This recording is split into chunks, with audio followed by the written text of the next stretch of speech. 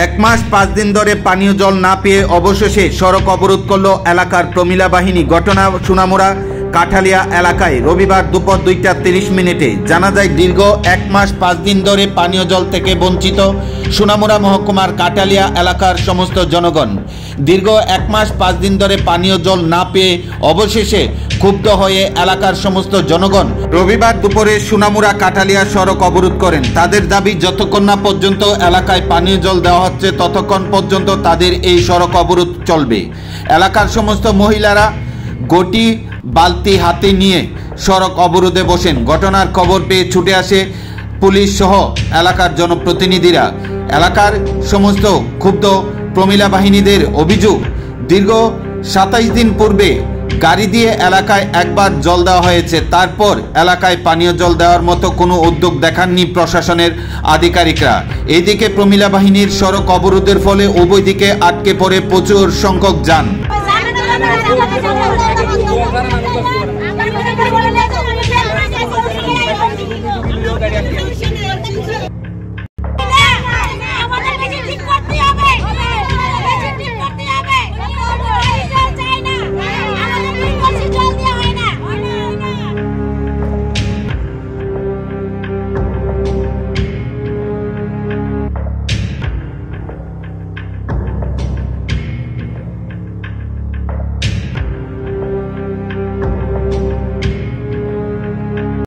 দিদি কি হয়েছে?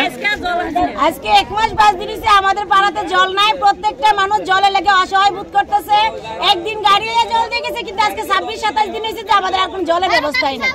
আচ্ছা, এই সব জলের আমাদের প্রয়োজন, আমাদের মেশিন ঠিক করতে হবে। এটাই আমাদের আজকের আন্দোলন। যতক্ষণ মানে মেকানিজম না আইবো, মেশিনের সুইচ ঠিক করে নাইবো, আমরা এই রাস্তা ছাড়তাম না। বাস আমরা একটা কথা, আমরা ঝগড়াঝাটি করতাম না, আমরা আপুসে আয়ক, বাস আমরা এতটুকুই কথা।